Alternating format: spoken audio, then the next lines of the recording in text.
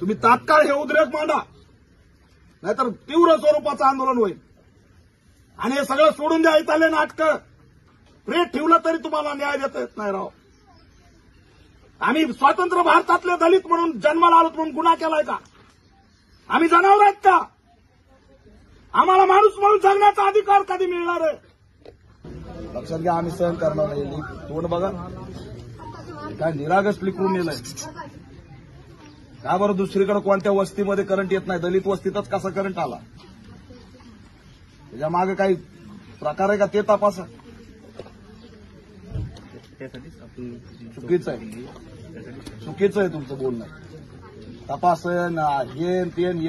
एका सेकंदात मुलगी मिली, एका सेकंदात. तुम्ही आता 10 वर्ष लावणार नाही द्यायला.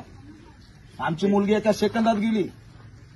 तुम्ही 10 वर्ष लावणार अहवालन हे तेन. मंत्री लागून गेला का वायरमॅन? त्याचा तपास चालू आहे. तुम्ही त्याला राऊंड करून गांडीव लाख मारायला पाहिजे की तू जर नसतं केलं तर लेकरू मेलं नसतं म्हणा. आणि त्याच्यावर अभियंता काय करताय?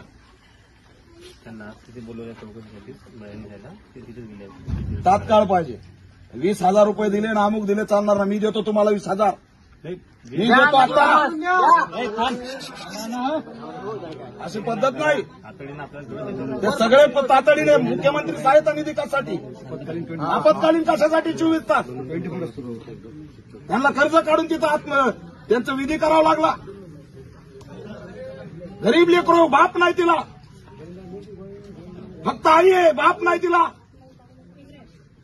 शिकवून मोठं होईल, नोकरी लागेल, तुमच्यासारखे अधिकारी होईल हे स्वप्न होतं तिचं. चुराडा झाला स्वप्नाचा. फक्त 2 मेंटेनन्सचे ते हे लावायचे होते पोलला. गांभीर्याने घ्या. माणसं मरायला लागलेत आमचे.